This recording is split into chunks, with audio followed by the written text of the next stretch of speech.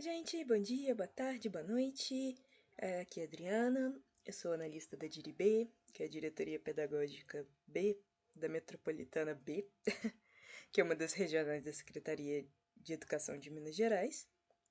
E hoje esse vídeo, na verdade, ele é uma consolidação da pauta formativa que a gente passou nos nossos encontros presenciais, que foram do dia 18 ao dia 22 de setembro. A ideia é ajudar aquelas pessoas que não puderam comparecer a esses encontros, ou então pessoas que compareceram, mas que querem recordar a pauta formativa para passar para os professores. Então a gente vai fazer uma passagem rápida aqui sobre os temas, né, que nós trabalhamos lá. Esses slides, né, eu não vou ler esses slides, mas eles estão com um pouquinho mais de texto que o normal, também para ajudar essa questão, né, dessa memória, das coisas que a gente discutiu. Mas a ideia aqui é mesmo a gente dar só um apanhado e também falarmos, né, sobre os próximos passos da nossa capacitação. Beleza? Então vamos lá. Então, a temática, né, como a gente viu aqui no coisa anterior, era aprendizagem baseada em problemas e projetos e avaliação e acompanhamento de professores. Beleza? Então, nós vamos começar falando então dessa aprendizagem baseada em problemas, que é a ABP. Aprendizagem baseada em projetos apesar do nome ser parecido, elas são metodologias diferentes, então nós vamos falar um pouco das duas. E essas duas aqui, elas costumam estar nesse rol dessas metodologias ativas.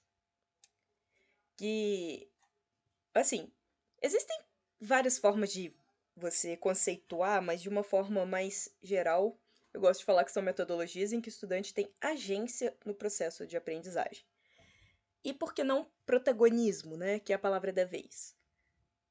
Porque eu sou escritora, amadora, e, assim, eu tô ali desde 2004, desde o ensino médio, né, em listas de discussão, de e-mail, de escrita e coisas assim. E se tem uma coisa, né, que aprendi a respeito de protagonista, é que o protagonista é aquele em torno do qual a história gira, aquele através dos olhos de quem a gente vê a história se desenrolar. Mas o protagonista não é necessariamente o agente. E às vezes ele nem sequer é o centro da história. A história gira em torno dele porque a gente vê pelos olhos dele, mas às vezes ele também tá vendo outra coisa que é mais interessante, que é o centro da história. Então, um protagonista, ele não necessariamente é agente, ele pode ser passivo. Por isso que eu preferi falar que o estudante tem agência no processo de aprendizagem, ou seja, o estudante não fica só recebendo as coisas, né? Ele não tá ali só pra receber tudo de mão dada. Ele tem que fazer a parte dele no processo de ensino. E esse termo, né? Ele foi popularizado ali nesse livro, né? Metodologias Ativas para uma Educação Inovadora, que é do José Moura e da Lilian Bassic, de 2017. E a Lilian Bassic, ela tem tudo quanto é ONG de educação que você puder imaginar, geralmente ou na gestão, como consultora, coisas assim. Então, por conta disso, você vê esse termo metodologias ativas sendo muito usado naquelas ONGs que pressionaram, né, pela aprovação da BNCC. Então, não é à toa, né, que nesse contexto de implementação do novo ensino médio começou a aparecer muito esse termo. A criação do termo em inglês, que depois eu fui atrás, né, nos dias das apresentações presenciais e ainda não tinha achado para ter certeza, ele veio de um livro de Bonwell Yason. Eu não sei os primeiros nomes dessas pessoas, eu não sei gênero, etc e tal. Mas eu sei que esse livro é de 91 e ele é um compêndio de técnicas de ensino, de metodologias para você fazer em sala de aula, que é baseado em vários autores de diferentes linhas construtivistas, tipo Althusser, Piaget, Vygotsky, e são meio que, como que eu vou dizer, eles não são necessariamente linhas que concordam entre si. O Althusser e Piaget não se dão muito bem, Piaget e Vygotsky não se dão muito bem, Vygotsky e Althusser muito menos.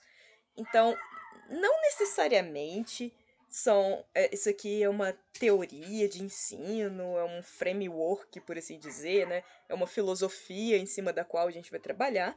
É mais, como eu disse, um livro de técnicas de 91. Então aí ele já tem seus 30 anos, né? Esse termo. Só que em inglês ele chamava Active Learning, enquanto em português ele veio traduzido como metodologias ativas. E agora sim, quando a gente fala então de metodologias ativas, não como um compêndio de ações, de coisas para fazer em sala de aula, né? Mas como essa crítica, uma educação que é centrada na memorização de informações completamente desconectadas, assim, para você depois falar para a pessoa que está te passando, né? Então você fica ali sentadinho ouvindo a informação e depois você vai e repete essa informação. A crítica a essa forma de ensino já começou meados do século XIX ali, com esses filósofos que foram precursores do construtivismo. Por exemplo, tem o Jean-Jacques Rousseau, no livro dele, Emílio, em que ele explica como que deveria acontecer a educação de crianças. Mais para o finalzinho do século XIX, a gente vai ter ali o Johann Pestalozzi, que vai combinar esse ensino e atividade produtiva. Nesse caso foi quando ele ficou por 6 meses, né, tomando conta de algumas crianças órfãs em Stans, que é uma localidade lá na fronteira da Bélgica com a Suíça. E a ideia dele, então, era que qualquer trabalho, né, vai promover benefícios físicos, mentais e sociais, e que a educação, na finalidade, era desenvolver atenção, observação, memória, para fundamentar a capacidade de julgamento. Hoje a gente chama essa capacidade de julgamento de pensamento crítico, né? Você ser capaz de interpretar uma situação e ter uma opinião crítica embasada a respeito daquela situação. O Pestalozzi, né? Ele, assim, foram alunos do Pestalozzi ali, né? Que baseado nas ideias dele, criaram aqueles conceitos do jardim de infância. Foram precursores da educação física. O Pestalozzi é considerado um desses precursores no ensino. O ensino de linguagem mais centrado na língua mãe da pessoa, né? Aquela ideia de que você não ensina uma linguagem da mesma forma para todas as pessoas, porque as línguas mães são diferentes. Então, o Pestalozzi, assim, ele pode não ter sido uma pessoa, né, que deixou muitos escritos que viraram base da educação, igual o Vygotsky, pessoal, ele não era um pesquisador de educação, ele era um educador, mas nisso, né, ele teve 3 institutos de ensino e os discípulos e trabalhadores dele levaram isso aí para muitos lugares. Então, desde o final do século XVIII, XIX, é que já está começando a ter essas críticas, ter essa questão. Então, não é uma coisa nova. Não foi ontem, né? Não foi em 91, não foi em 2017, 2019 que a gente começou a falar que o estudante não deve só ficar sentado ouvindo, que ele tem que fazer, que o fazer também vai trazer benefícios, né? E que a educação ela se beneficia quando ela é atrelada com uma prática. Assim, se vocês quiserem conhecer mais momentos em que essas preocupações foram trazidas para a educação, a gente vai ter ali o John Dewey, que foi um filósofo, né, norte-americano que trouxe essa preocupação para os Estados Unidos ali no finalzinho do século XIX. Tem essa obra toda da Maria Montessori, que começou com estudantes, né, de educação especial e aí foi criando o método dela. Essas datas entre parênteses aqui são ou é a data que o documento foi publicado ou é a carreira dessas pessoas na educação, tá? Não é a vida inteira da pessoa, não. A gente vai ter esse Manifesto dos Pioneiros da Educação Nova, que é um documento de 1932 aqui do Brasil, que é fabuloso. Se ninguém falar que ele é de 1932, você jura que ele foi feito ontem. Então é muito importante dar uma lida nele. Eu li na minha primeira aula de política da educação na licenciatura lá na UFMG. E eu recomendo que se você não leu, se tem muito tempo que você leu e você não lembra mais, lê de novo. Pra você ver, em 32 a gente já estava discutindo essas coisas. E nesse manifesto já fala o porquê que a educação já estava com dificuldade em 32 e porquê que ela continua com dificuldade hoje. A gente ainda não resolveu os problemas que os pioneiros da educação nova perceberam em 32. Outros momentos, né, outras carreiras dedicadas nessa questão de da gente ter uma educação mais centrada, né, na atividade do estudante, vai ser do Piaget, que teve uma longa carreira aí, né, de 23 a 71. Vai ter o Vygotsky, a carreira dele foi curta porque ele morreu de tuberculose, mas ele deixou muita coisa. E o Luria e outros continuadores dele também continuaram essa obra. O Brunner, que foi um desses continuadores do Vygotsky, né? Ele era amigo do Luria e os dois trouxeram Vygotsky para o Ocidente, por assim dizer. E a gente vai ter o Paulo Freire aqui no Brasil, com a pedagogia crítica, que também é mais uma dessas várias iterações, né, dessa ideia de que o estudante precisa ser um agente do próprio ensino para que ele possa, então, se constituir como um ser humano crítico e capaz de se posicionar no mundo. Na década de 60 e 70, ter esse movimento por uma reforma piagetiana na educação dos Estados Unidos. Então, a educação dos Estados Unidos começou a abraçar mais o Piaget e, como documento, também tem os PCNs, né, de 97 aqui no Brasil, que trouxeram todas essas questões, todas essas discussões para construir esses parâmetros curriculares nacionais. Então, como eu falei, essa ideia não é de hoje. Aí, assim, é também importante lembrar assim, que não foi à toa que essa ideia começou a ser ali disputada, começou a nascer ali no século XVIII. Historicamente, a gente precisa lembrar, assim, primeiro, por que a tal da educação tradicional ou da ensino passivo, né, que é essa ideia de você sentar e passar para o estudante para ele memorizar, por que isso foi, em alguns casos ainda é importante. A gente tem que entender que é o seguinte, até ali Renascença, mais ou menos, século XVI, por aí, que foi quando Gutenberg, né, inventou a imprensa, os livros eram manuscritos. Então você tinha ali um mosteiro cheio de monge, e aí o monge ficava não sei quantas horas por dia, no mínimo umas 8 horas por dia, copiando páginas e páginas dos livros, para que esses livros fossem repassados. Sendo que, como eles eram monges católicos, os livros que eles mais copiavam eram a Bíblia e tratados de religião e tratados que interessavam a Igreja Católica. Então, por muitos e muitos e muitos séculos, era assim que a informação tinha para se disseminar da forma escrita, e, na falta dessa informação escrita, em grande quantidade, a informação tinha que ser transmitida oralmente. Então, livros eram muito caros. Imagina o custo de um livro que foi copiado à mão por um monge. Então, o livro era muito, muito caro, uma biblioteca mais cara ainda. Então, o ensino acadêmico, né, tanto das universidades, muitas vezes das próprias escolas, ele era baseado nas famosas lectures. Até hoje é o nome que se dá para aula nos Estados Unidos, lecture. Aqui em português a gente já não usa isso, mas lecture vem de leitura. Porque o que era uma lecture? O professor ia lá, ele pegava um livro, que fosse interessante, que fosse do interesse das pessoas, abria esse livro, lia esse livro durante a duração da lecture, fechava esse livro, e se os estudantes tivessem sorte, porque não era obrigatório, ao final da leitura o professor tirava dúvidas a respeito do que ele tinha lido. Caso contrário, se ele não tirasse as dúvidas, cada um fazia suas anotações, anotava ali, e essas pessoas passavam a ser disseminadoras da informação do livro. Elas passavam a ser livros ambulantes, bibliotecas com pernas.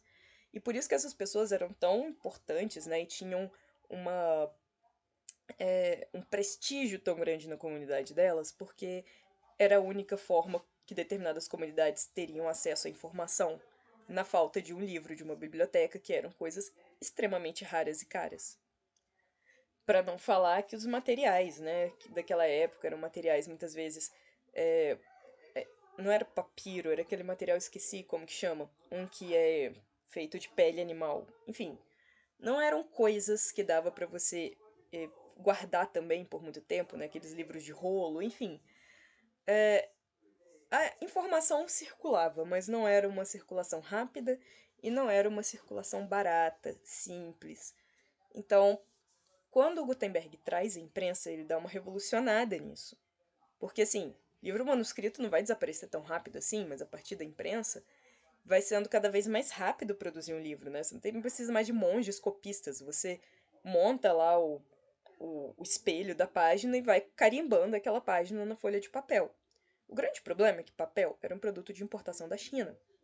Ela que tinha técnica de produção de papel bom. E até muito recentemente, papel ainda era extremamente caro. Papel ainda é caro hoje, se a gente for olhar. Foi uma alta no papel que deu uma alta no preço dos livros recentemente. O papel ainda é caro, mas não é nem de perto o tanto que isso era caro lá na Renascença, até ali meados do século XVIII, XIX e tal. O papel barateou muito de uns tempos pra cá, mas muito mesmo.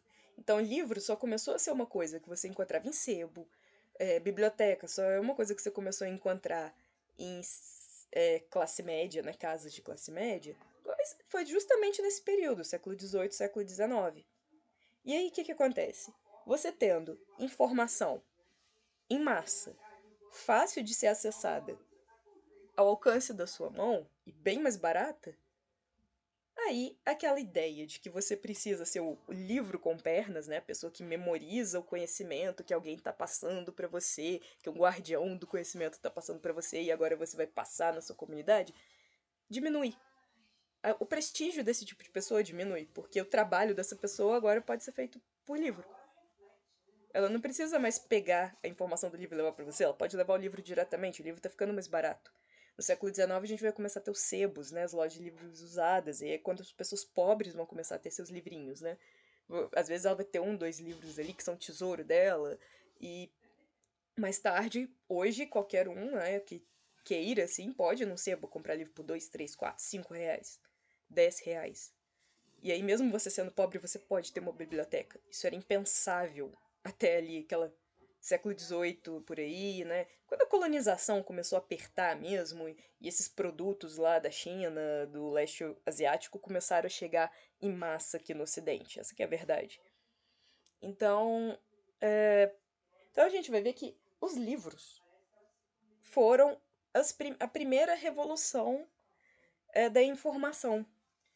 E é justamente por isso, assim que a informação sofreu essa revolução, né, a informação é, registrada, assim que a cultura oral, né, aqui nessa região dessa esfera de influência da Europa começou a ficar, não, eu não vou dizer obsoleta, mas pelo menos começou a ficar menos necessária você passar coisas oralmente, a gente começou a depender cada vez mais do escrito, do papel, a gente começou a depender menos e menos da memória no ensino. E é por isso que começou a se intensificar essa questão. Aqui no Brasil levou bastante mais tempo para o livro baratear. Então, a gente começou a sofrer esse processo, né, dessa obsolescência da educação de memorização mais cedo, mais próximo da agora, assim. Ainda tem regiões no Brasil que não chega luz tão fácil, que não chega livros tão fácil, em que ainda é necessário. Tem culturas no Brasil, né? Culturas indígenas, culturas quilombolas e outras culturas, mesmo dessa esfera mais europeia, que ainda são extremamente orais. Então, nessas culturas, né, essa memorização de informação ainda é muito importante. Porém, recentemente, né, a gente teve o advento disto aqui, o celular, e o celular, o que que ele fez? Ele pegou aquilo que os livros já estavam fazendo desde o século XVIII e XIX e levou ao extremo. Porque agora, não é, isso aqui te permite ter uma biblioteca inteira, gratuita, na sua mão. Então, se antes os livros já tinham feito a informação circular muito mais rápido e muito mais longe, isso aqui acabou de arreganhar as porteiras e aí fez essa educação memorizante ainda mais obsoleta. Porque agora é isso, a informação está aqui. Então, a lecture, né, que era você ler um livro para o estudante, anotar lá as informações e gravar as informações, ou então você decorar a informação que está ali no livro e repassar para o estudante de uma forma resumida para ele guardar, enfim. Esse formato tem que uma informação, o professor memorizou a informação, agora vai passar para o estudante para ele também memorizar. Isso, assim, faz menos sentido do que já fez em toda a história da humanidade. Hoje, a demanda realmente é você conseguir lidar com a informação, usar a informação. E aí que vem as habilidades do currículo que nós temos, né? Aqui tem um trechinho do Manifesto dos Pioneiros da Educação, recomendo que vocês leiam. Então, assim, dentro dessa proposta, então, de que em vez da gente estar educando crianças, né, adolescentes, pessoas no geral, para serem repetidores de informação que já está registrada e já pode ser levada para onde você precisar, uma das metodologias de ensino propostas, assim, é essa metodologia da aprendizagem baseada em problemas. Ela pode receber vários nomes diferentes dependendo da área. Ah, metodologia por estudo de casos, metodologia por questões, enfim. Mas a ideia dessa aprendizagem baseada em problemas, que é a ABP, é que ela foi criada ali na década de 50 como uma forma de fazer educação continuada de médicos, né? Então, quando o médico precisava ter uma atualização, ao invés de uma pessoa lá e ficar passando no quadro, né? Que foram as novidades da medicina, o que tem de novo, assim. Eles davam casos, pegavam um caso de um paciente qualquer, entregava para um grupo de médicos que sentava ali em rodinha, e esses médicos tinham que ver, né, essa situação desse paciente, esse prontuário, etc, e tentar diagnosticar o problema. Então eles discutiam entre si, iam para casa, né, e aí buscavam nas fontes que eles tinham em arquivos. Isso aí foi na década de 50, não tinha internet, então eles buscavam em artigos, nos livros didáticos, com colegas que estão saindo do curso agora, enfim. Eles iam atrás de informações novas para tentar fazer esse diagnóstico. Na semana seguinte, o grupo se reunia e apresentava as conclusões para os outros grupos. E aí os outros grupos e o formador iam fazendo perguntas, questionamentos, etc., até eles fecharem e entrarem num acordo. Isso aí era repetido quantas vezes fosse necessário para que os médicos realmente, assim, fossem atrás daquelas fontes em que no dia a dia, na correria do dia a dia, eles não iam mais. Então, artigos, livros e colegas mais novos, etc. Então, essa é uma metodologia baseada em estudos de caso. Depois, isso começou a se espalhar para outras áreas, né, para engenharia, para o direito, etc. Tudo na esfera universitária. E aí, quando chegou na educação básica, precisou ser um pouquinho alterada essa metodologia, porque os estudantes não são, da educação básica, não são necessariamente profissionais em formação. E eles não necessariamente têm acesso fácil, né? Têm conhecimento fácil de onde eles podem procurar, né? As informações que eles precisam para o estudo de caso. Então, eles precisam de um cuidado a mais quando está na educação básica. Essa aprendizagem, então, baseada em problemas. Esse problema não é um problema no sentido do senso comum do termo. Esse problema é um problema no sentido acadêmico. É uma pergunta de pesquisa. É algo que vai deixar o estudante curioso e que vai fazer com que ele tenha que correr atrás de informações, de conhecimentos, de consultas, né, com o professor, com os colegas e tudo mais, para que ele compreenda uma determinada situação, para que ele responda a sua pergunta. Ou pelo menos para que ele encaminhe a sua pergunta, ou para que ele reformule a sua pergunta. E a ideia, né, para você usar isso na educação básica, é que esse problema deve ser tal que vai levar o grupo de estudantes a buscar esse conhecimento técnico ou acadêmico para discussão e resolução. Não é qualquer problema, não é qualquer pergunta. Sei lá, quem que tá namorando com a ciclana é um problema, mas isso não necessariamente vai necessitar de conhecimento acadêmico para ser resolvido.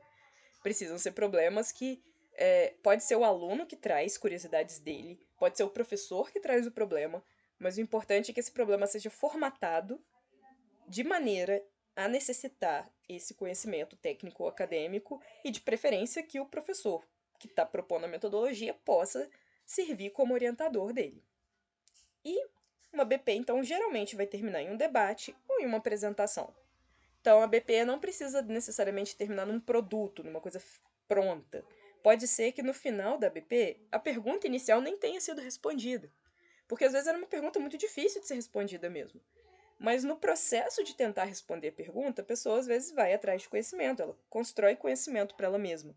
Então o processo é muito mais importante do que a conclusão. A conclusão é parte do processo, claro, ela tem que acontecer, mas ela não precisa necessariamente fechar com isso, com um produto prontinho, fechadinho, com uma resposta bonitinha. A ABP, ela pode ser tão grande ou tão curta quanto você queira. Ela pode ser, você pode trazer um problema, né, para a BP, que vai levar um ano para ser trabalhado com os estudantes, ou pode ser um problema de uma aula só. Um exemplo que eu dei, né, nas formações presenciais foi que na sala de aula eu já fiz a BP da seguinte forma. Eu falei que eu sou escritora amadora, né, então eu escrevi um conto. Eu já tinha escrito, né, ele estava lá no meu portfólio lá, eu tinha um conto em que ele era um mistério daqueles mistérios como livros policiais e tal, e que ele tinha a ver, a solução do mistério tinha a ver com aquele caso Celobar. O Celobar, para quem não lembra, né, foi um caso que aconteceu em 2004, muito semelhante ao caso da cerveja bar, que do nada, um contraste de raio-x de intestino apareceu contaminado com veneno de rato. Algumas pessoas morreram, outras pessoas ficaram com sequelas, né?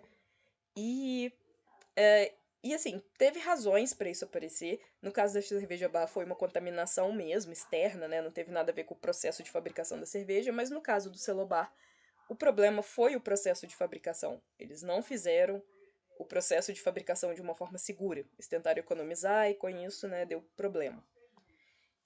Então, para poder explicar a situação, eu geralmente preciso de que os estudantes tenham conhecimento de equilíbrio químico.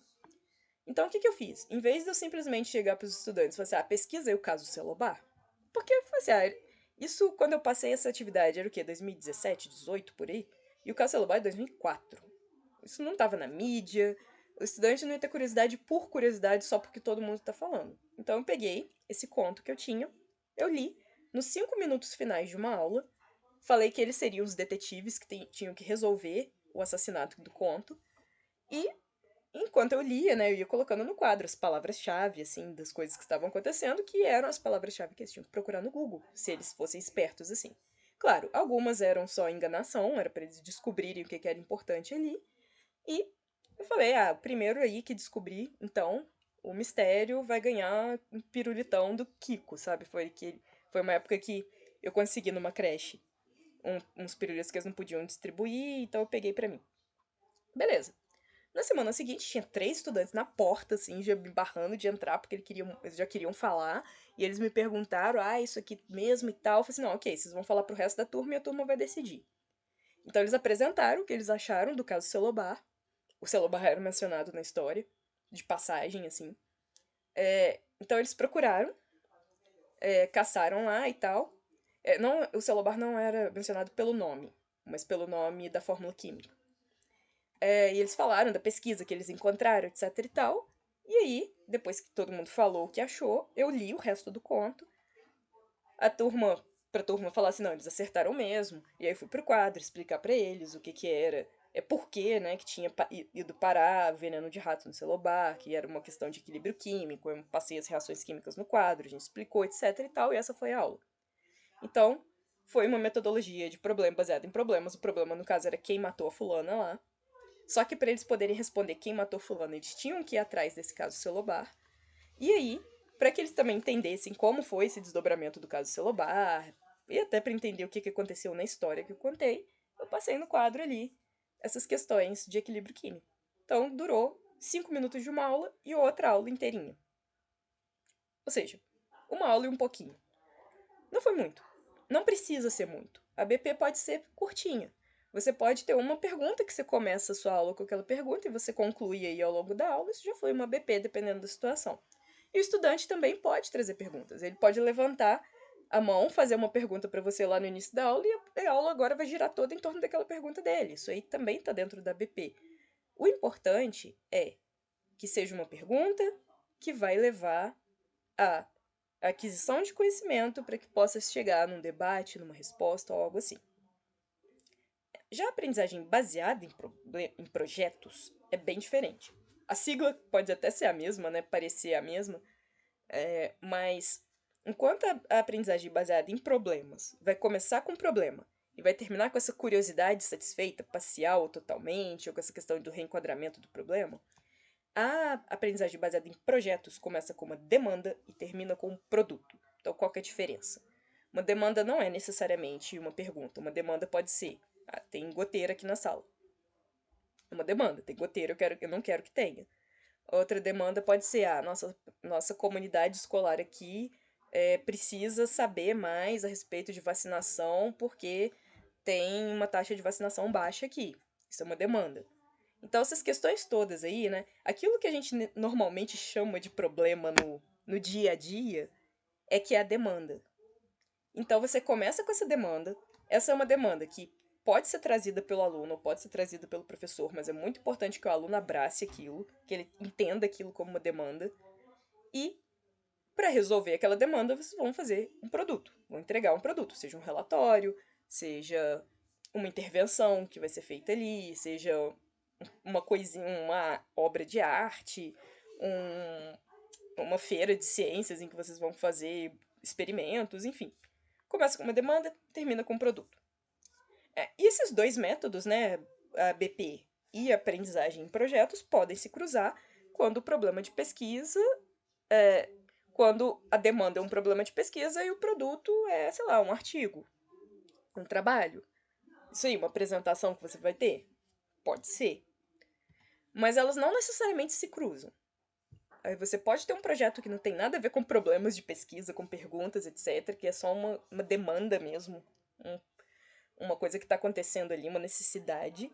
E você pode ter uma BP que, como eu falei, ela não termina em produto nenhum, ela termina numa conversa, simplesmente na satisfação da curiosidade ali da pessoa. Mas assim como a BP, o processo de criação do produto é muito mais importante do que o próprio produto nessa metodologia de projetos. Claro que chegar no produto é o ideal, porque o produto vem de uma demanda, as pessoas querem esse produto. Mas, se acontecer algum problema, se o estudante por algum motivo não conseguiu chegar naquele produto em si, ou se o produto não foi, às vezes, tudo aquilo que as pessoas esperavam, não tem problema, porque a aprendizagem não é o produto em si. O produto é uma desculpa para que essa aprendizagem aconteça. O processo é importante. E é por isso que é o processo que tem que ser avaliado e não o produto. O produto é o de menos, é o processo que é o objeto da avaliação, porque é no processo que está acontecendo a aprendizagem. O produto é só um produto. Que pode, inclusive, nem aparecer. Pode nem acontecer. Ele pode, inclusive, acontecer fora da escola. Um exemplo de uma aprendizagem baseada em projeto que cruza com a ABP, que é aquela baseada em problema, só para vocês terem uma noção. Isso aí também foi um exemplo que eu dei na formação presencial. Imagina que um estudante chega para você e fala assim, professora, eu tava no TikTok, e aí eu vi um TikTok gringo que eu não entendi direito, porque eu não entendo direito inglês, mas eu vi que tinha alguma coisa a ver sobre budismo e Dragon Ball, que é um desenho animado japonês, tá? Pra quem não conhece. Budismo e Dragon Ball. Mas eu não entendi muito bem o que eles estavam dizendo. Você sabe me dizer o que budismo tem a ver com Dragon Ball? Então isso é um problema. É um problema de pesquisa, uma curiosidade. E aí, o professor, né, se for professor de história, pode não ter nada a ver, pode não conhecer nem Dragon Ball e nem budismo. Aí é uma hora boa pra ele perguntar pro aluno, pra ele falar um pouquinho sobre Dragon Ball, pra ele entender melhor. E se o professor souber onde buscar, ele já tiver uma ideia, olha, eu acho que você vai achar aqui, aqui, aqui, ele já pode até levar o aluno ali, não, vai lá, pesquisa aqui, aqui, o que você acha. Mas se o professor não tem ideia nenhuma, ele pode chamar esse aluno, não, senta aqui comigo, na sala de informática, né, num computador qualquer, no meu celular, vamos descobrir, vamos jogar na internet aqui. E aí o professor pode ir ensinando na prática para o estudante como que se faz uma pesquisa na internet. O professor vai estar falando, dizendo, o estudante vai estar prestando atenção, porque ele tem interesse naquilo, e com isso ele vai estar aprendendo, para que no futuro, quando ele precisar procurar, ele já saiba. E vocês acham, para quem ficou curioso, né, Dragon Ball é baseado pelo menos a primeira temporada, tá? A primeira temporada de Dragon Ball é baseada na Jornada pro Oeste, que é um texto sagrado do budismo, lá do leste asiático. E uh, então, assim, tem essa ligação histórica, e quando você conhece a Jornada pro Oeste, você vê a primeira temporada de Dragon Ball, é muito claro. A Jornada pro Oeste é um texto muito fundamental lá do leste asiático, então muitos animes fazem referência a esse texto sagrado, é muito comum. Então, beleza. E aí pode ser que nisso que o estudante pesquisou, ele falou assim: beleza, agora que eu sei, eu vou fazer um TikTok para os meus colegas, para os meus seguidores, contando isso, porque eu tenho no meu perfil do TikTok eu falo sobre anime, então eu quero falar essa curiosidade que eu descobri aqui para eles. Então, assim, começou com uma aprendizagem baseada num problema, numa curiosidade, terminou num projeto do estudante, que era fazer o TikTok lá para fazer para os colegas. Então terminou num produto. Só que o estudante pode ter feito isso fora do ambiente escolar. O professor pode nem ter sabido. O estudante pode nem ter informado pro professor por que ele queria saber aquilo. E ele pode nem ter falado que ele gravou esse TikTok pros seguidores dele. Pode ser que ninguém na escola saiba que ele tem esse TikTok falando sobre anime. Mas pra ele foi um projeto. Ele tinha o projeto de fazer aquele TikTok. Ele começou com uma pergunta, ele aprendeu com a pergunta e ele construiu o produto dele. Então, tá vendo? A BP nem sempre vai acontecer 100% na escola e nem sempre vai ser só o professor que vai trazer. Às vezes os estudantes têm projetos que a gente nem sabe. E nem é projeto de vida, é projetos normais, na vida mesmo, né? Então, alguns pontos importantes, né, na BP e na aprendizagem por projetos, elas para que elas realmente promovam a agência dos estudantes, é ideal que esse problema, essa demanda, ou parta deles, ou seja abraçado por eles, que pode ser que num primeiro momento eles não tenham perguntas, ou eles não saibam formular suas perguntas, ou eles não saibam formular suas demandas. Não tem problema o professor levar, mas tem que ser, o professor tem que saber vender aquilo para que o estudante abrace aquele problema, aquela demanda. É igual o caso do celular. Como eu vou fazer um menino de 2017 pesquisar um caso de 2004, que não tá mais na mídia, que tá desaparecido, que já foi, e que eles provavelmente não têm interesse nenhum? No meu caso, eu vendi isso sabendo que eles gostam, né? Nessa idade, pelo menos eu adorava mistério. Eles adoram seus detetives. Então, eu transformei num problema, num caso fictício de detetive e botei eles para pesquisar. Era um jeito. Poderia usar outras formas, né? Eu poderia ir pelo lado polêmico do celular. Poderia pegar eles, porque quando também na adolescência você gosta muito de discutir polêmicas, etc. Então, poderia ter ido por esse lado. Mas enfim, você tem que vender o seu problema. Ou a sua demanda. Se o estudante não trouxer a própria. E o papel do professor, então, nessa metodologia é provocar essa motivação inicial e ser o orientador do processo de pesquisa e ou de produção do produto. O professor, então, ele não é necessariamente, como eu falei, né, a pessoa que vai conduzir tudo. Se o estudante está trazendo o problema, inclusive, né, ou está trazendo a demanda, o estudante começa o processo e o estudante decide se a curiosidade foi satisfeita ou se a demanda foi atendida. Então, ele determina o início e o fim, em alguns casos. Não é o professor. O professor vai estar lá ajudando, como se fosse o orientador num TCC. Que é aquela questão, esse processo é muito parecido com a escrita de um TCC, de uma dissertação. No mestrado profissional, a dissertação vem junto com um produto, né? Que a pessoa tem que produzir. Então, é um processo assim. Então, você, professor, não é a pessoa que vai lá passar no quadro, que vai determinar o que o estudante vai ou não pesquisar. Você é aquela pessoa que vai estar lá mostrando, ó, você pesquisa assim, você pesquisa assado, isso aqui que você está fazendo, você tem que ler melhor aquilo ali, porque isso não está dentro do que a ciência vai falar. Então, é isso. Nessa metodologia, você é um orientador. Você não é o professor no sentido de professar a situação. Pode ter explicações no quadro nessa metodologia. Naquele caso mesmo que eu fiz em sala, teve explicação, foi no quadro. No caso do conto lá. Porque às vezes pode ser um problema que você vai conseguir pegar quase todo mundo da sala de aula e você faz uma explicação em massa. Mas às vezes não, às vezes os problemas vão estar em grupinhos menores e você vai ter que dar aquela assistência em grupinhos menores. E aí vem as principais críticas, né, e dificuldades desse método. A primeira de todas é a alta demanda de tempo. Gente, o método é muito legal, mas ele obviamente demanda muito mais tempo do que só passar um resumo no quadro. O conteúdo que os estudantes vão aprender não vai ser uniforme, ele vai depender da natureza do problema ou do projeto. Então, se você tem 40 alunos e você dividiu em 8 grupinhos de 5 para fazer a BP, né? Para eles trazerem problemas ou para eles abraçarem algum problema que você apresentou e produzirem ali, né, um produto ou se informarem para fazer uma discussão depois ou coisas assim. Cada um vai estar procurando uma coisa diferente, ele vai estar especializando, digamos assim, em partes diferentes ali do seu conteúdo. Na química aqui, por exemplo, pode ser que um grupinho vai especializar mais em elementos químicos e o que são eles, um outro vai querer saber mais sobre radioatividade, então ele vai acabar vendo mais sobre número atômico, essas coisas. Pode ser que um outro grupinho vai ver mais sobre ligação química, enfim. Não vai ser a mesma coisa que todos vão estar aprendendo se os problemas forem diferentes. Então, com isso, né, vai ser mais difícil produzir essas evidências convincentes do sucesso da metodologia se você usar a avaliação tradicional. Uma avaliação tradicional, uma avaliação em massa, né, que tem o mesmo conteúdo para todo mundo, nas mesmas épocas, da mesma forma, muito provavelmente não vai dar o resultado que você gostaria. Vai parecer que a metodologia não está dando certo, mesmo que às vezes ela esteja. Então, a avaliação tradicional não se casa muito bem com esse tipo de aprendizado. E o sucesso da metodologia exige uma grande experiência em pesquisa e intervenção por parte do professor. Eu diria que o mínimo é o professor ter passado por um TCC. E eu falo isso porque eu sei que em algumas faculdades, né, o TCC é opcional, então pode ser que tem muitas pessoas que se formaram sem ter feito um.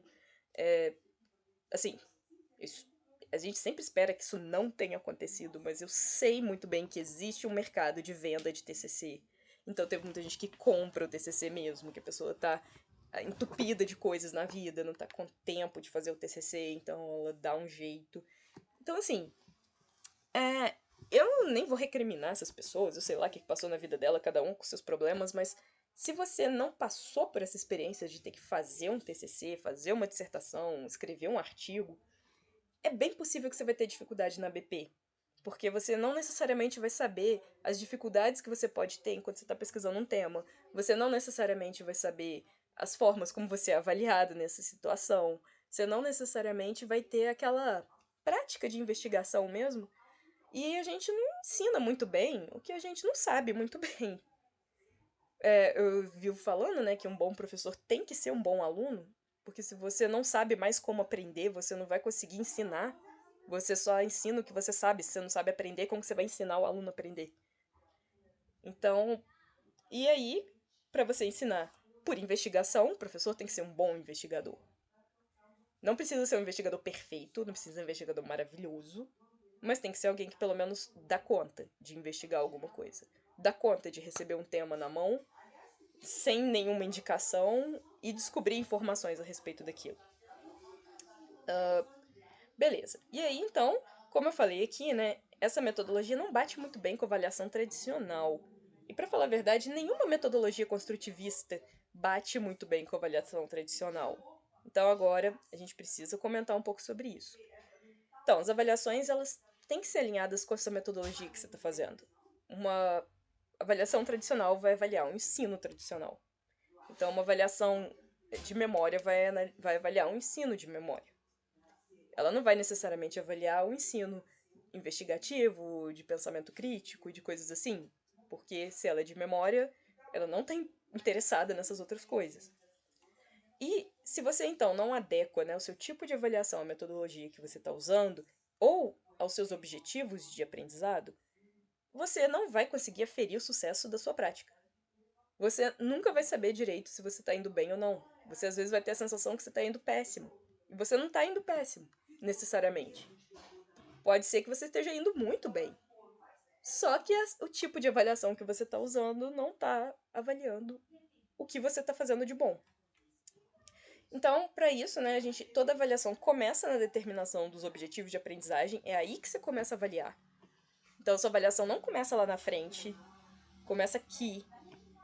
Então, assim, só pra gente lembrar, então, outra coisa importantíssima é muito comum no ensino médio a pessoa continuar passando o mesmo tipo de avaliação do fundamental e se surpreender de que não tá dando certo. Então vamos ver a diferença. Que no ensino fundamental, os nossos objetivos de aprendizagem são basicamente as operações cognitivas básicas, como conceituação, caracterização, raciocínio lógico simples, memória de trabalho, atenção, flexibilidade cognitiva, ou seja, aquelas operações mais simples do cérebro. Afinal de contas, a criança está crescendo, ela está desenvolvendo essas habilidades. Então você precisa exercitar bastante nelas para que as crianças amadureçam essas capacidades, para que depois elas possam utilizar essas capacidades na vida adulta. Então, é claro que no ensino fundamental é muito comum e é necessário mesmo que você faça avaliações em que você vai testar ali a memória de trabalho do estudante, né? Que você não vai dar determinadas informações que você espera que o estudante tenha memorizado. Porque você quer que ele memorize, você quer que ele aprenda a memorizar, você quer que ele corra atrás de técnicas de memorização e você quer que ele aprenda a reter isso na sua cabeça e usar quando é necessário. Então, é claro que essas provas no ensino fundamental fazem sentido, são necessárias e tudo mais. Porém, quando o estudante chega no ensino médio, ele já passou dessa fase básica. Ele não é mais uma criança. Ele já tem, nem que seja de maneira básica, todas essas operações. Ele pode não ter altas habilidades, né? Ele pode não ser ter a pleno vapor todas essas operações cognitivas básicas, mas ele tem. E se você acha assim, ah, não, mas o meu estudante não raciocina, o meu estudante do ensino médio é tão imaturo que ele não raciocina. Chega pra ele. Se ele gosta de futebol, se ele é aquele menino assim, não faz nada, tem preguiça de pensar e coisa e tal. Mas ele gosta de futebol, chama ele assim e fala assim, fulano, me conta aqui uma coisa. Se o seu time, né, sei lá, Cruzeiro, Atlético, América, ou qualquer time que ele torça assim, se o seu time empatar no próximo jogo, corre o risco dele cair na tabela do Brasileirão? Só pergunta isso pra ele. Ele vai te falar, ele vai saber. Ele vai saber. Se na hora ele não souber te falar assim, mas você der a tabela do Brasileirão e a pontuação de cada time, ele vai saber te falar. Ou seja, ele sabe mover as operações cognitivas básicas, ele sabe raciocinar. Ele só não necessariamente usa essas operações para os trabalhos escolares.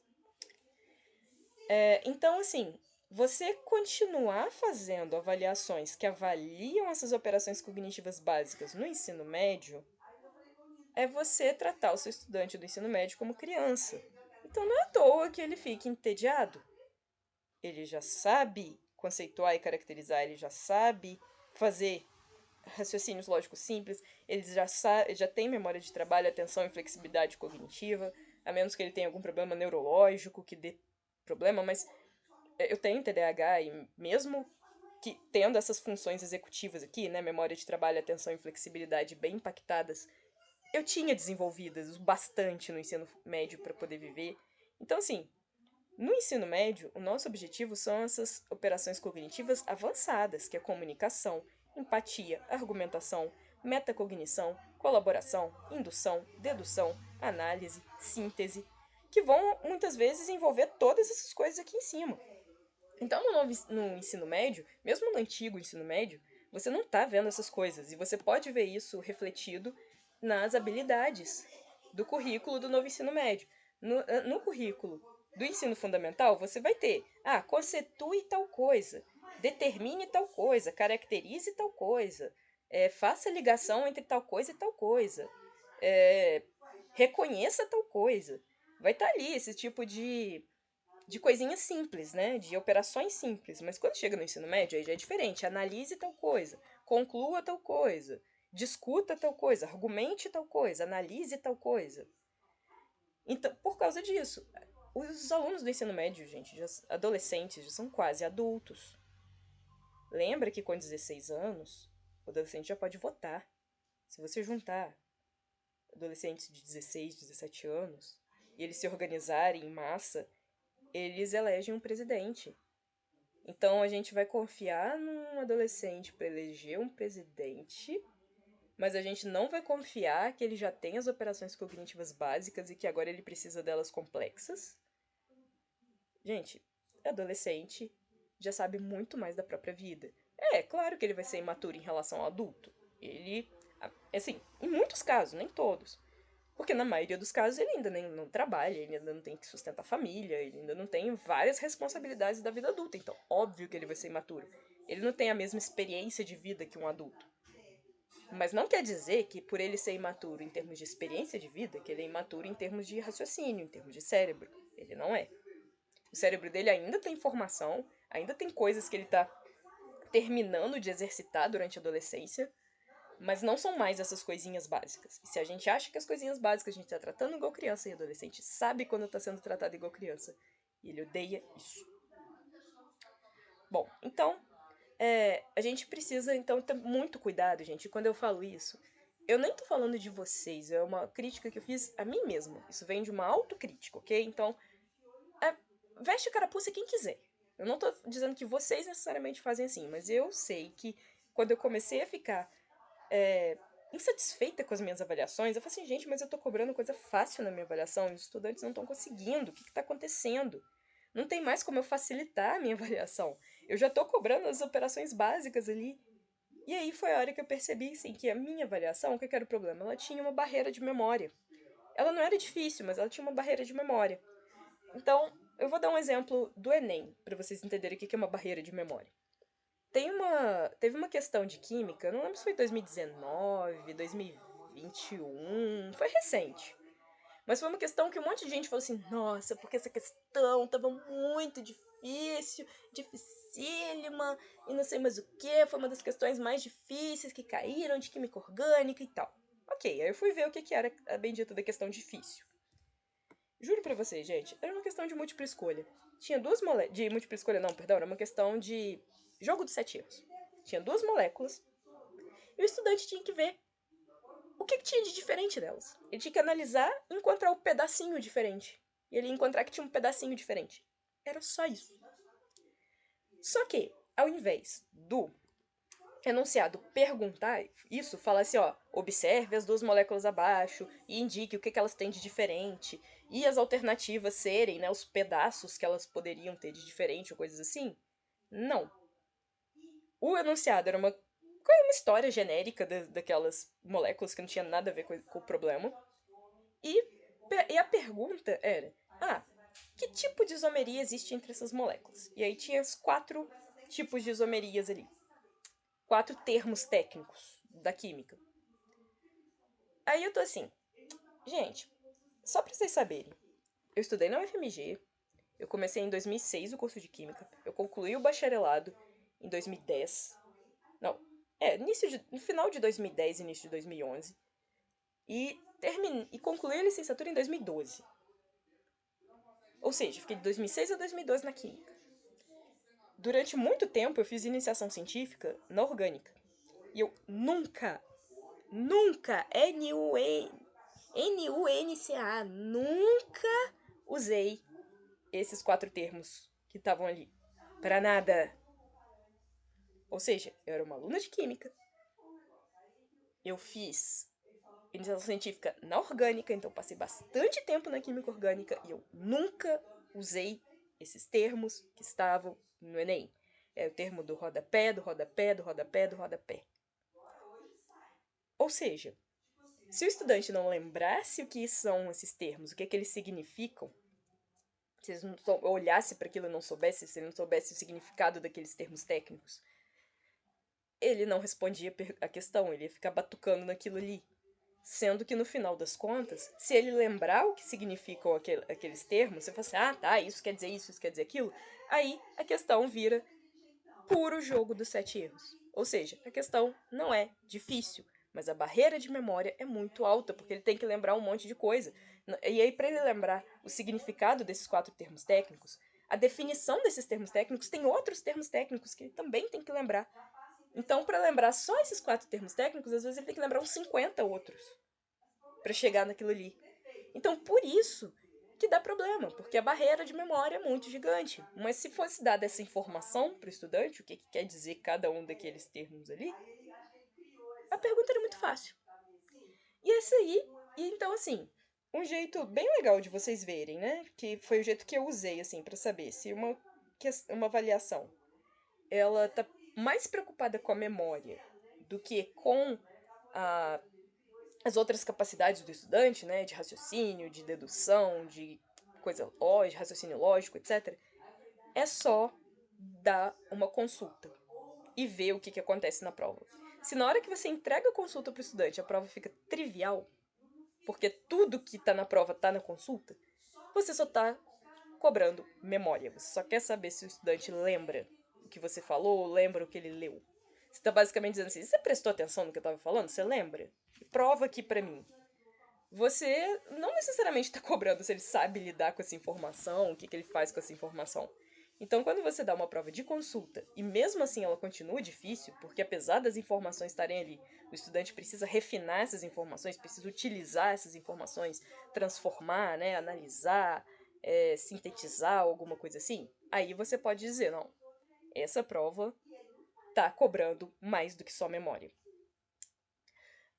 Isso tudo não quer dizer, gente, que vocês não possam dar avaliações baseadas em memória, que ela não é útil para nada. Ela tem sua utilidade.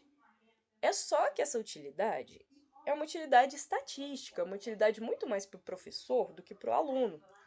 Porque o que é o ideal de você usar uma avaliação de memória? Aí vamos lá.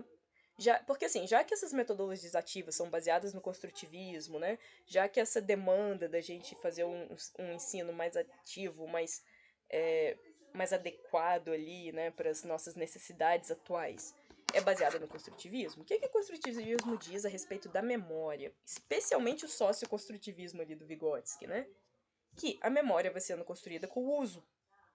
Então, a memória, uma prova de memória, ela pode ser útil, por exemplo, vamos supor que no bimestre, eu falei, né, que eu fiz aprendizagem baseada em problemas, foi a técnica do bimestre inteiro, cada estudante pesquisou alguma coisa diferente ali dentro da química, e ficaram o bimestre todo pesquisando.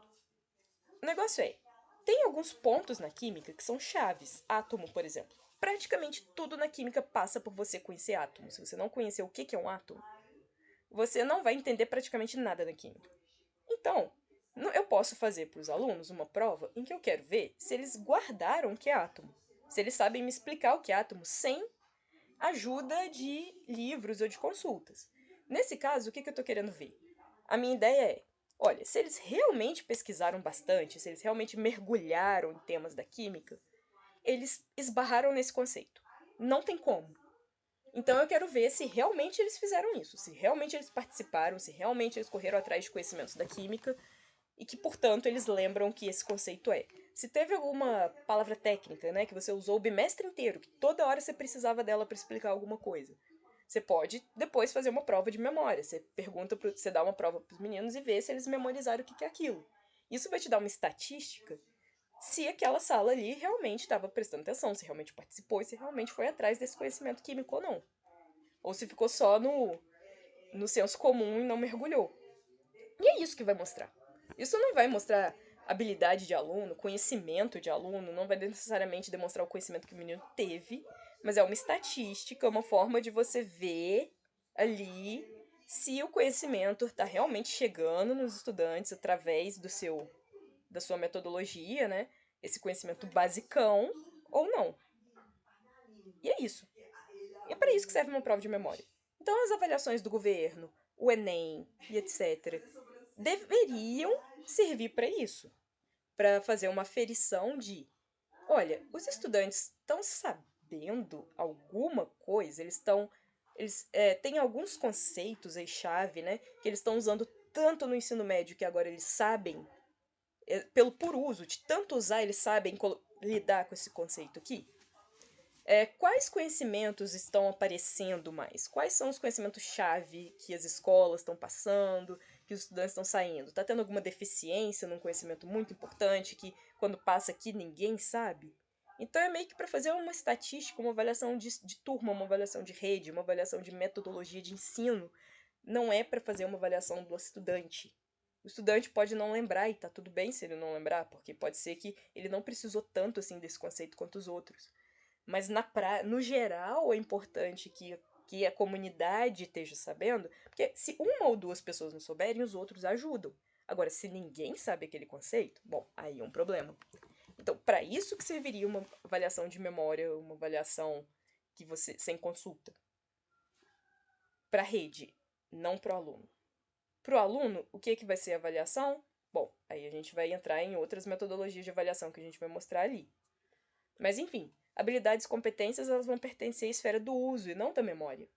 Então, não adianta você dar uma avaliação de memória achando que você vai identificar habilidade e competência. Habilidade e competência você só identifica se você faz o estudante usar aquela habilidade e competência e se ele consegue usar aquela habilidade e competência. Ok? Então vocês tomem muito cuidado na forma como vocês fazem as avaliações. E isso também vale, obviamente, para o acompanhamento de professores. Se você quer ver a competência do professor em determinada coisa, você precisa ver ele usando aquela competência. Você precisa dar tarefas para ele em que ele vai usar aquela competência e você veja, ele tem essa competência aqui. Não faz sentido, né? Você ficar avaliando o professor, dando uma provinha para ele, ou perguntando coisinhas aqui e ali, porque isso não quer dizer que tem competência envolvida, né? Bom, e nessa confusão toda, então, de avaliação, entra a questão da nota, né? Porque a nota, ela é só uma escala numérica de 0 a 25. É o professor e o estudante que vão determinar o significado e depois vão lá jogar. O que o Estado determina? Que 15 a cada bimestre, né? E 60 no final do ano, querem dizer que o estudante está apto a continuar para a próxima etapa de ensino. Isso. E que 100 quer dizer, então, que o estudante, além de estar apto, ele aproveitou tudo que ele teve direito, assim, na escola, ele aprendeu até mais do que ele precisava, e menos de 60 ele não aprendeu o suficiente, ele não está apto ainda. É isso que o Estado determina. Todo o resto é por conta do professor e da escola. Então, assim, não tem nada necessariamente errado em você usar a nota como um salário para você subornar o seu estudante a fazer uma atividade que ele não quer. Mas isso pode criar outros problemas. Porque quando você. O estudante só faz as coisas porque você está subornando com ponto, olha, tá aqui 5 pontinhos, tá aqui 10 pontinhos, tá aqui não sei quanto, porque você tem que passar e não sei mais o que. E você começa a fazer, então. Isso cria um problema porque para esse suborno funcionar, ou os pais têm que estar ali junto com a escola, transformando, né, convertendo esse dinheirinho de nota em vantagens para o estudante em casa, uma mesada, um presente no fim do ano, alguma coisa assim. Ou você tem que ter, sei lá, que ameaçar o estudante que se ele não tiver esse dinheirinho no final do ano, ele não pode passar. Esse dinheirinho aí que é a nota que vai comprar a passagem dele para o próximo ano. E por que que isso é um problema? Por quê? A gente não tem esse ano aquelas disciplinas que não reprovam? Se você usa essa metodologia, você não consegue lidar com uma disciplina que não reprova, porque não tem como se ameaçar o estudante que ele não vai passar. É simples assim. E é complicado também, até pro sentido assim, de o estudante valorizar, porque como o estudante vai valorizar o conhecimento, como que ele vai valorizar o processo de ensino, como que ele vai valorizar a escola, se eu tô subornando ele e se eu tô criando uma barreira artificial, por assim dizer, dizendo que, olha, você só passa de ano se você pagar 60 pontos. Você só vai ter 60 pontos na sua carteira para você me pagar se você fizer tudo que eu te mandar. Gente, é óbvio que o estudante vai ter dificuldade de engajar com o problema de ensino, de estudo. É claro que o estudante vai ter uma dificuldade muito grande de entender que educação é um direito. Educação não é uma coisa que estão enfiando na cabeça dele, que querem impor para ele de coisas que não interessam para ele. Porque ele é obrigado a ter educação, ele é obrigado a receber aquela pontuação. A gente coloca tudo, né? Todo o sucesso do sistema de ensino, ele fica baseado na nota do menino. É claro que vai dar esses problemas. A questão é que, assim, tem como a gente trabalhar a nota de formas diferentes, que não são assim tão de cara. Uma coisa que já ajuda muito você sair dessa ditadura, né, da tarefa de, ó, eu tô pagando você para você fazer essa tarefa para mim, para você conquistar uma nota e eu na escola não ter problema porque os meninos estão de nota baixa. Uma forma de você mudar é que você pode mudar assim, em vez de você pontuar a tarefa que o estudante está fazendo, você pode pontuar o objetivo de ensino. Então, assim, se ele demonstrou aquele objetivo de aprendizagem, se ele demonstrou a habilidade que ele deveria apresentar, o conhecimento que ele deveria apresentar, né? Ele tem os pontos, independente de quantas atividades ele fez para chegar naquilo. Ah, e se ele não fez nada na sala de aula, só estudou em casa, e aí ele chegou lá e ele me mostrou essas habilidades, competências, mas em sala ele não faz nada. Ainda bem, graças a Deus, nota 10 para ele. Ele tá indo na escola para aprender outras coisas, para aprender questões socioemocionais, ele tá indo na escola para aprender, para fazer amigos, ele tá indo na escola para socializar, para ser exposto a opiniões diferentes. Ele não tá indo na escola para conseguir conhecimento, porque ele consegue isso em casa. A escola não tem nada com isso. Graças a Deus ele conseguiu o que ele precisava, do jeito dele.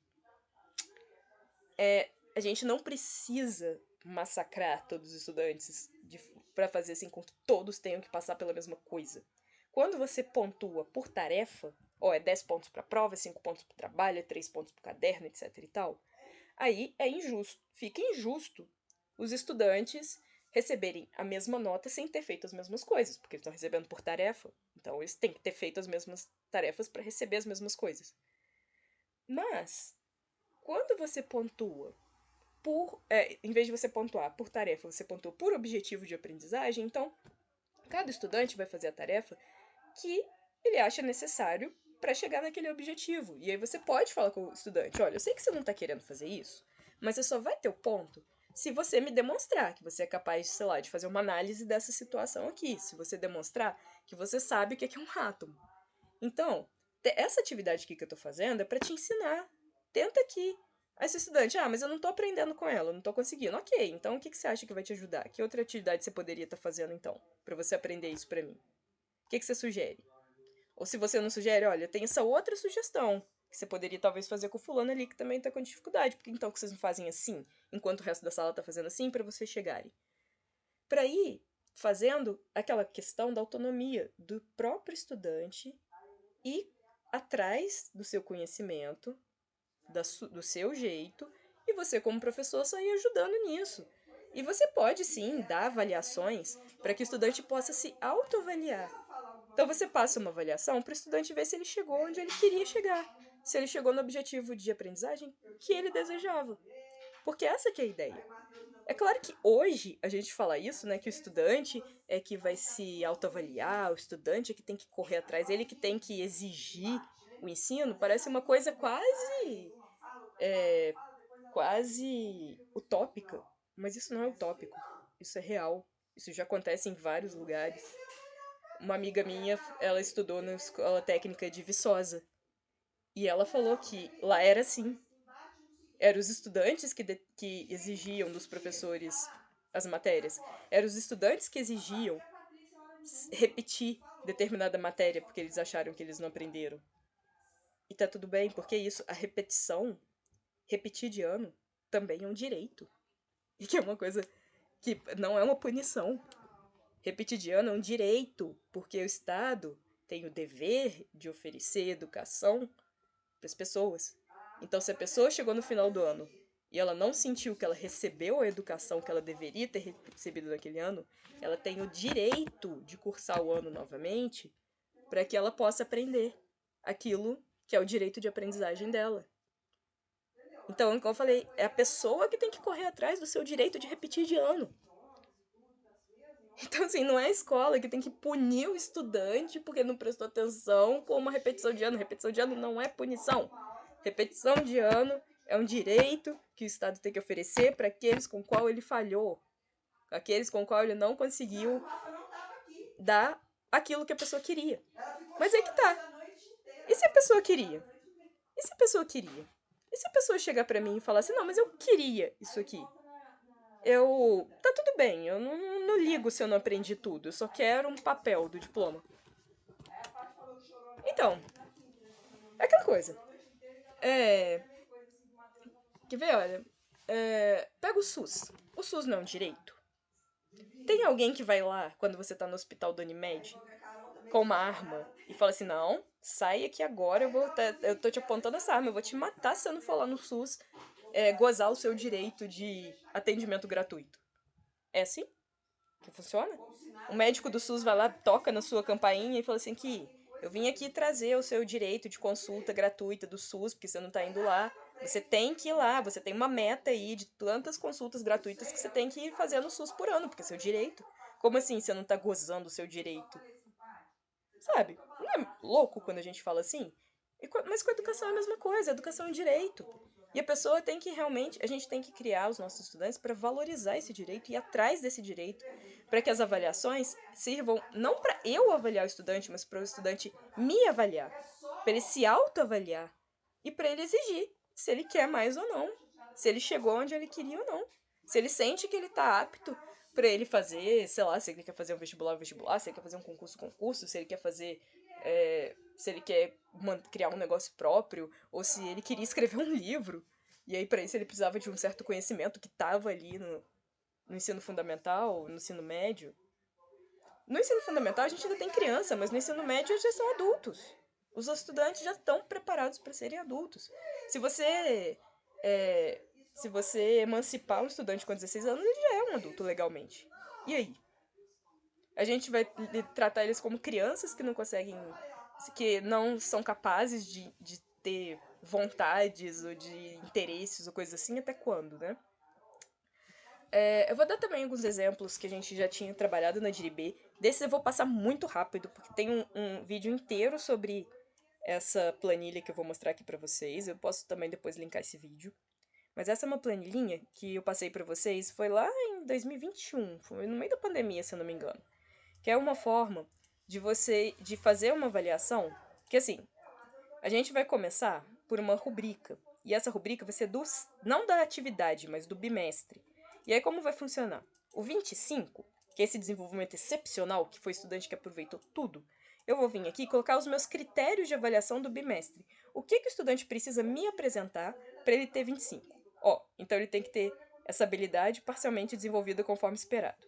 Ele tem que ter participado da aula prática, ele tem que ter participado nas 3 atividades do bimestre, ele tem que ter entregado as avaliações diagnósticas, ele tem que ter respeito aos combinados, ele tem que ter participação nas atividades de aprofundamento, e ele tem que ter esse aproveitamento em 100% em uma avaliação de conhecimento que eu vou dar, seja escrita, como quer que seja. De alguma forma, quando eu avaliar o conhecimento dele a respeito de alguma coisa, das coisas que eu acho importante no bimestre, ele tem que saber.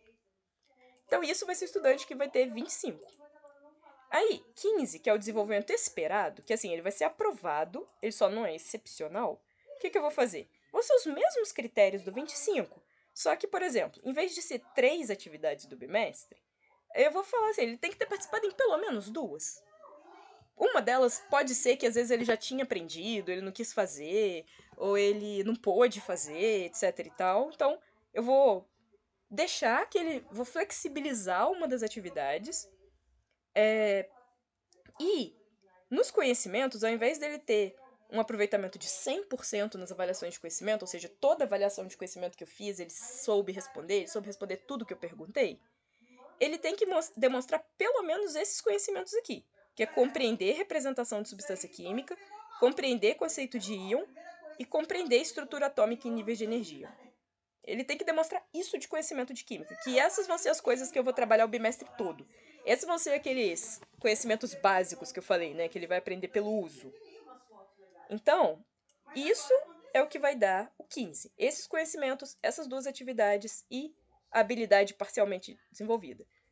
Qualquer coisa que sair disso aqui, que fugir disso aqui, vai estar abaixo do esperado, abaixo de 15, então o estudante vai estar em recuperação, né? Ele vai estar em intervenção pedagógica. E aí eu vou dar a intervenção baseado no que faltou. Se o que faltou para ele foi habilidade, eu não vou passar outra prova para ele, vou dar para ele outra oportunidade para ele desenvolver e demonstrar essa habilidade. Se o que faltou para ele foram essas participações e essas questões de combinado, também não vai adiantar dar uma prova. Eu vou fazer um combinado com ele e ele vai ter que cumprir dentro daquele tempo, dentro daquelas condições, para mostrar que ele tem responsabilidade. O que ele falhou foi responsabilidade, não foi conhecimento nem nada. Se ele falhou nos conhecimentos, aí eu vou sentar com ele, eu vou discutir, eu vou ensinar para ele de novo, eu vou chamar algum colega dele para ensinar para ele, vou dar alguma oportunidade para ele aprender essas coisas e aí sim eu vou dar uma provinha de novo para ele. Seja uma provinha oral, uma provinha escrita, seja uma atividade que ele vai fazer para comprovar aquilo. Entendeu? Então, isso seria em rubrica. Então, essa é uma rubrica super simples. Estão vendo que eu só coloquei 25, 15 e abaixo de 15. Eu não pus aqui notas intermediárias. Eu poderia colocar, né?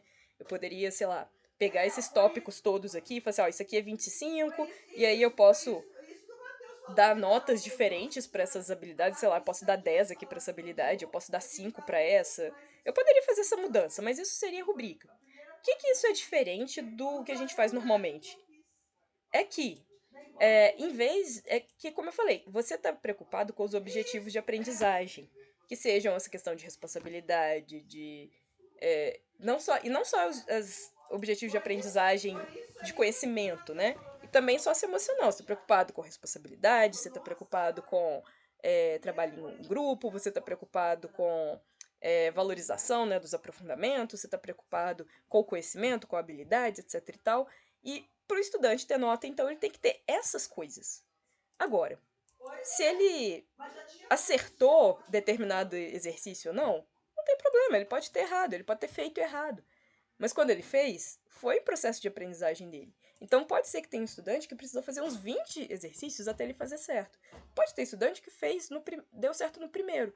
Os dois vão ter a mesma nota se eles tiverem aprendido a mesma coisa. Então você não está mais dando salário pela atividade feita. E aí se o estudante vê, mas eu fiz tal coisa e o fulano não fez e a gente está com a mesma nota, eu falo assim, porque vocês aprenderam a mesma coisa. As atividades são maneiras de aprender. Não foi aquela atividade que fez você aprender? Ah, não, eu não fiz pra aprender, eu fiz porque eu tava querendo nota. Eu falei assim, não, então você fez errado. Se no próximo bimestre você não precisar fazer aquela atividade ali, se já tiver aprendido, não precisa fazer mesmo não. Você pode fazer para ajudar seus colegas. Se você tá vendo que seus colegas têm dificuldade, eles são seus amigos, você vai lá e quebra o galho deles. Mas aí já não tem mais nada a ver com o ponto. Ou então, se você não quer fazer, você também não vai ficar ocioso na minha sala. Ó, você aprendeu na primeira atividade, então ainda tem 3 semanas de aula. Nessas 3 semanas, ou você vai ser meu ajudante aqui, que é bom que você vai aprender um monte de outras coisas que normalmente você não aprenderia. Você vai aprender como que gerencia uma sala de aula. Então, se no futuro você precisar ensinar alguma coisa, mesmo que você não seja professor, você vai aprender. Ou então você vai ajudar o diretor. Ou então, assim, o que você quer ser da vida? Ah, você quer ser engenheiro? Você pode, então, aproveitar esse tempo aqui, que seria da minha aula, né? Já que você já aprendeu o que você tinha que aprender, você foi super ágil nesse bimestre. Então, em vez de você ficar aqui perturbando e tal, vai lá, já que você quer ser engenheiro, faz um levantamento aí da escola, né? Das coisas da escola. Então, conversa lá na direção, às vezes liga na superintendência, vai que o engenheiro da superintendência tá lá. Se ele tiver lá, faz uma entrevista com ele, pergunta como que é o trabalho dele, o que que ele fez, ou então vai para a sala de informática, faz para mim uma pesquisa sobre isso, ou então vê se tem algum professor lá que está precisando de ajuda e ajuda ele, enfim. Você não precisa deixar o estudante ocioso, porque ele não está fazendo as suas atividades. É só que se o negócio ele já demonstrou, manda ele fazer outra coisa. Você não precisa aprender a acorrentar o estudante na sua sala de aula fazendo aquilo porque tem que fazer. Ele pode estar fazendo alguma outra coisa produtiva, dentro da sala ou fora dela. Ou ele pode estar só descansando mesmo. Às vezes o estudante está cansado pra caramba. Ele é um estudante que trabalha, que cuida da família dele. Eu tinha uma estudante que, assim, ela estudava de manhã, ela trabalhava de tarde, e depois ela tinha um segundo trabalho à noite. A menina estava sempre caindo pelas tabelas. Se ela já tivesse alcançado os objetivos de aprendizado e o bimestre ainda não acabou, eu super deixaria ela dormir. Por que não? Ela já alcançou os objetivos de aprendizagem. Isso vai deixando que o estudante tenha aquela autonomia dele gerenciar o seu próprio processo de aprendizagem. Bom, aí como que você então faria um acompanhamento dessa rubrica? Igual a gente faz acompanhamento de qualquer coisa. Aqui tem um exemplo. Ó. Eu peguei todos esses tópicos aqui, dos 25, e coloquei aqui, ó, a habilidade, as coisas, as participações, né, ó, prática, atividade, diagnóstica, a questão de respeito aos combinados, a participação no aprofundamento, aqueles conhecimentos mínimos que eu quero que eles tenham, e a nota da prova. Vamos supor que eu usei uma prova para avaliar os meninos. Aquela questão, assim, que era uma prova de memória, não era tanto para o estudante, era mais para mim mesmo, mas eu dei um bônus para quem. Eu quis dar um bônus na nota ali, então quem foi muito bem naquela prova ganhou esse A aqui. Então aqui a gente vai ter um estudante que foi bem em tudo, ele fez tudo conforme esperado, ele vai ter 25. Aqui tem um estudante que não fez tudo conforme esperado, mas fez de uma forma aceitável. Então esse estudante pode ser que ele vai ter 15. Ou pode ser que ele vai ter 20, não sei, né? Que assim, ele foi bem em algumas coisas, mas não foi bem em tudo. Então eu posso dar mais do que 15, mas não vai ser. Mas também não pode ser 25. Esse aqui, ele foi mal na habilidade e na nota da prova. E ele praticamente não demonstrou conhecimento. Tá aqui um conceito ruim no conhecimento, mas ele participou bem, ele foi sempre um aluno respeitoso nessas coisas. Então eu vou ver ali. Ele não vai ter 15 porque ele tá mal no conhecimento e na habilidade, mas eu não preciso fazer com ele alguma atividade para provar que ele tem respeito, que ele participa. Ele participa. Talvez ele precise de uma aula particular, talvez ele não precise de uma recuperação que tenha provinha e tal. Talvez ele precise de fazer um agrupamento, né? Alguma coisa assim, sentar comigo, eu fazer e eu ajudar para que ele tenha conhecimento para passar para o próximo. E a gente vai ter aqui, no caso, um outro aluno que ele tem bastante conhecimento, ele tem habilidade, mas ele foi horrível nessa questão de respeito, de participação, de entregas. Ele não vai estar com 15. Ele sabe muito do conhecimento, mas ele não tem todos os objetivos de aprendizagem. Ele não aprendeu a questão socioemocional, de participar, de ajudar. Nessa questão que eu falei, né? Tá, você não tá fazendo atividade aqui em sala, mas você tá sendo meu auxiliar, você tá fazendo uma atividade fora. Ele não fez essas coisas. Ele já sabia, cruzou os braços e ficou atrapalhando. Não teve respeito. Que tem D em respeito, ele não demonstrou respeito. Ele também pode ficar abaixo de 15. Ele não tem tudo que precisava do bimestre. Conhecimento por conhecimento não quer dizer que necessariamente ele tem 15. E aí ele vai ter que fazer uma atividade de recuperação para ter os 15. E nessa atividade de recuperação ele vai ter que demonstrar respeito. Ele vai ter que demonstrar comprometimento que ele não mostrou. Pode ser uma forma. E essa é uma forma que você pode ter para você forçar esse desenvolvimento, né, desse tipo de habilidade que não é estritamente ligado ao conhecimento, para aquele estudante que sempre que dá 10, que tira 10 em tudo. Então aqui tem, nessa planilhinha tem só esse tipo de registro, e aí esse tipo de registro, né, você pode usar para os estudos independentes depois e tal, enfim. Eu já passei uma coisa enorme ensinando isso aqui, perdão. Eu já passei uma... Eu já expliquei bastante essa planilha aqui. Deixa eu ver, cadê? Ciclo de formação, vamos voltar. Enfim, tem muitas formas da gente fazer a nossa avaliação, sem nós precisar necessariamente nos prendermos, né? Essa questão de ficar só ensinando, só fazendo essas coisas, essas avaliações tradicionais de memória que o menino tem que decorar, ou então só fazendo só pontuando em cima das atividades que ele fez. Ok? Bom, então, os coordenadores que não estiveram presentes no encontro presencial, eles têm até o dia 9 para eles darem um ok, que eles assistiram esse vídeo aqui, então que eles sabem a pauta formativa. Isso que eu passei para vocês foi a pauta formativa.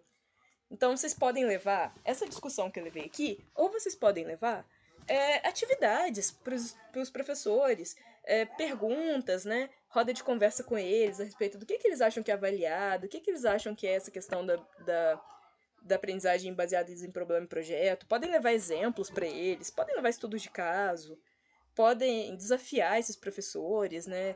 A pensar em formas de avaliação diferente. Então, essa é a nossa pauta formativa, esse é o tópico do próximo encontro que você vai ter com todos os professores.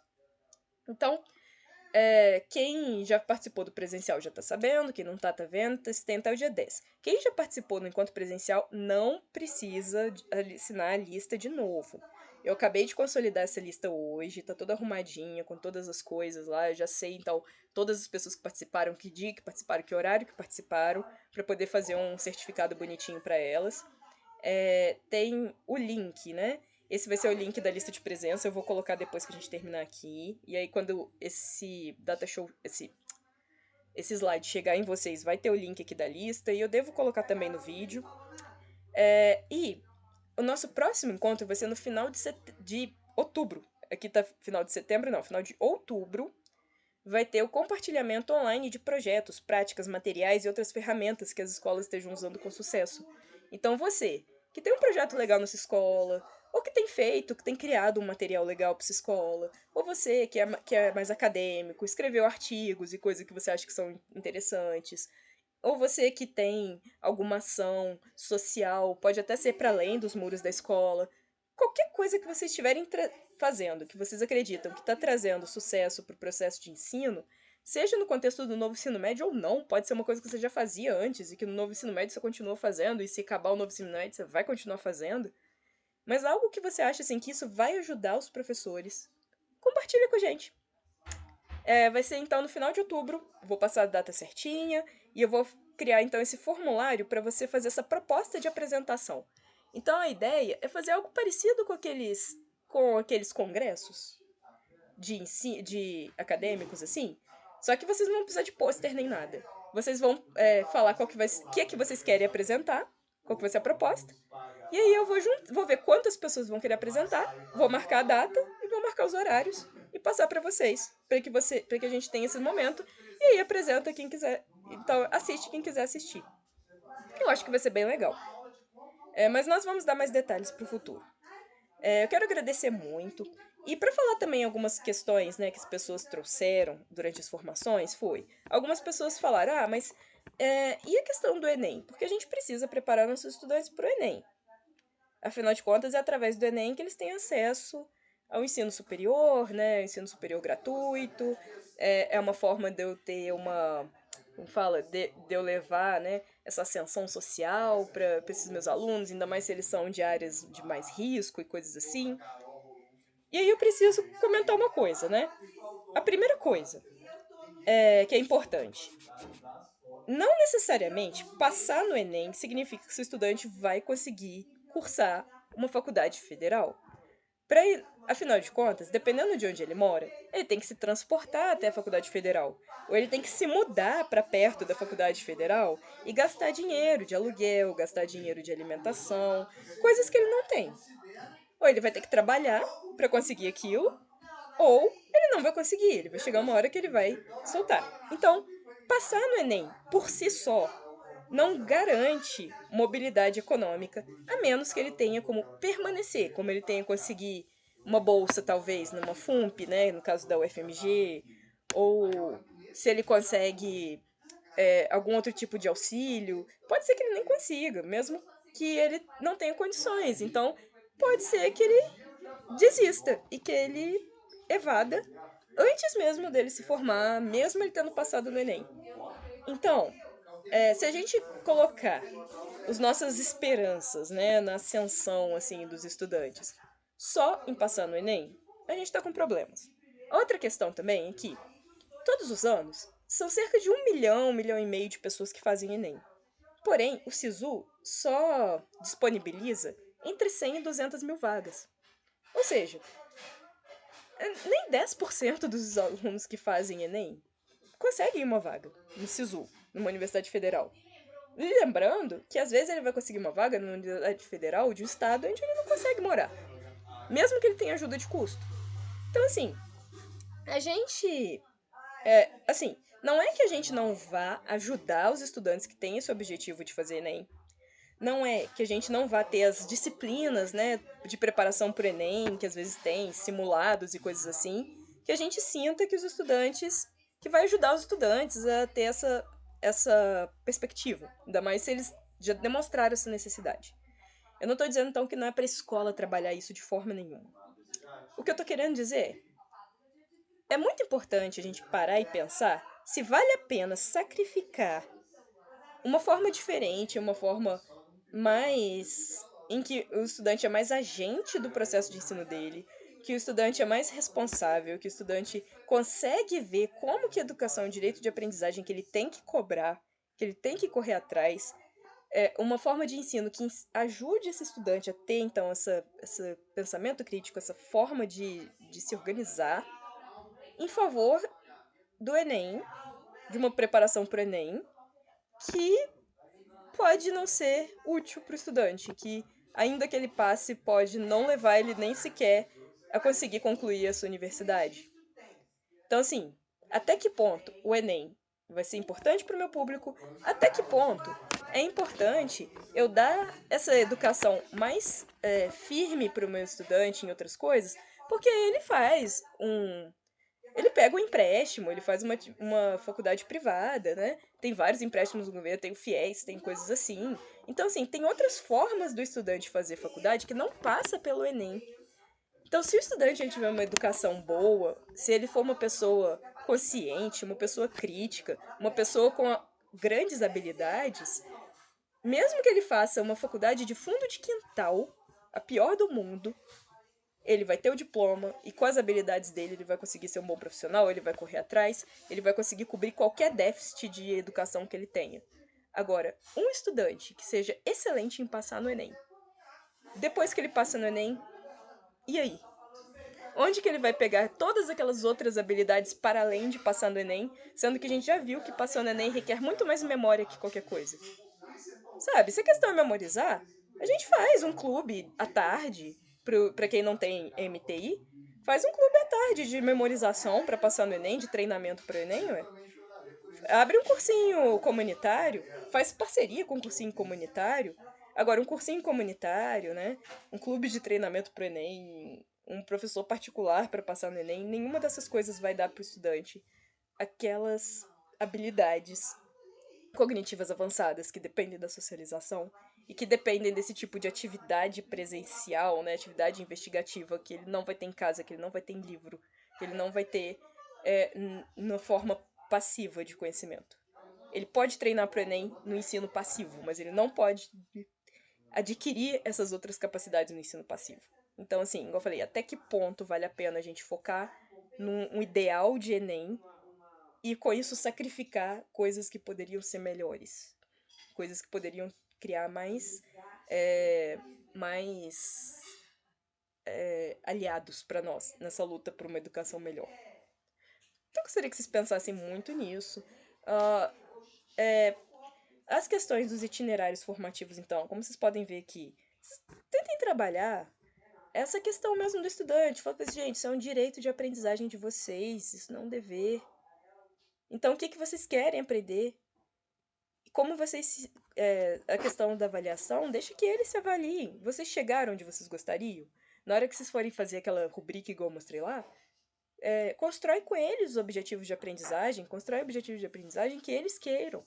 E no final do bimestre, avalia com eles se eles chegaram onde eles queriam.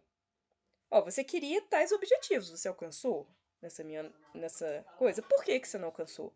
Vai demorar, às vezes, até criar essa cultura no estudante. Não vai ser em um bimestre que vai ser uma fórmula mágica e de repente todos os estudantes já vão estar sabendo a importância. Às vezes você vai ter que domar eles no primeiro ano, você vai ter que trabalhar isso por um ano inteirinho, talvez um pouquinho do outro. Mas com o passar do tempo, vocês vão vendo, dá resultado. Se você tiver paciência e perseverança nisso, você vai ter estudantes muito mais ativos e vão começar a tirar pesos das suas costas que não são seus. Nossos estudantes são pessoas que a gente tem que se preocupar, mas eles não são nossos filhos. A gente não é pai deles. A gente não pode escolher por eles. A gente não pode determinar o que vai ser importante para o futuro deles por eles. Isso são eles, é a cultura deles, é o meio deles, mas principalmente eles mesmos. E aí, aí você chega, mas e se o estudante não aprendeu o que ele tem que aprender? E se ele passou direto? E se ele não se conscientizou? Gente, ele já tá aí, né? Ele já tá aí. O estudante, aí ele tem que correr atrás do seu direito de aprendizagem. Tipo assim, ó, eu passei pela escola, na época que eu passei pela escola eu era imaturo, eu não conseguia aprender, agora eu quero aprender. Eu quero ter o direito de fazer uma EJA de novo, eu quero ter o direito de fazer um SESEC, eu quero ter o direito de aprender o que eu não aprendi ali. E beleza, deveria. Inclusive, se não for possível hoje no estado, o estado deveria permitir, inclusive. Vai lá, deixa o menino fazer. Porque assim, se ele só acordou daí quando ele tinha 25, ué, antes tarde do que nunca. Deixa ele aprender, pelo menos agora ele vai estar motivado. Entendeu? Acho que a gente também, assim, tem que aprender a deixar a pessoa quebrar a cabeça às vezes e correr atrás e ir. É sempre tempo. Enquanto a pessoa tá viva, ela pode aprender. Não é fácil a gente pensar nisso. Todo mundo quer que a pessoa saia com 18 anos já faça o seu Enem, que já entre para uma faculdade, que já saia com emprego, não sei mais o que, mas nem todo mundo tem essa perspectiva, nem todo mundo tem essa pressa, nem todo mundo tem essa possibilidade. Então, assim, a gente tem que aprender mesmo também a deixar a pessoa a exercitar a própria autonomia. Muito bonito a gente falar em protagonismo estudantil, mas e não deixar o estudante ser protagonista do mais importante do ensino, que é o objetivo de aprendizado e a avaliação. Bom, gente, é isso aí. A gente conversa mais sobre outras coisas, como eu falei sobre o encontro de outubro, sobre essa questão das práticas, vou dar mais detalhes para vocês, vou passar o formulário para vocês submeterem. Até mais e muito obrigada.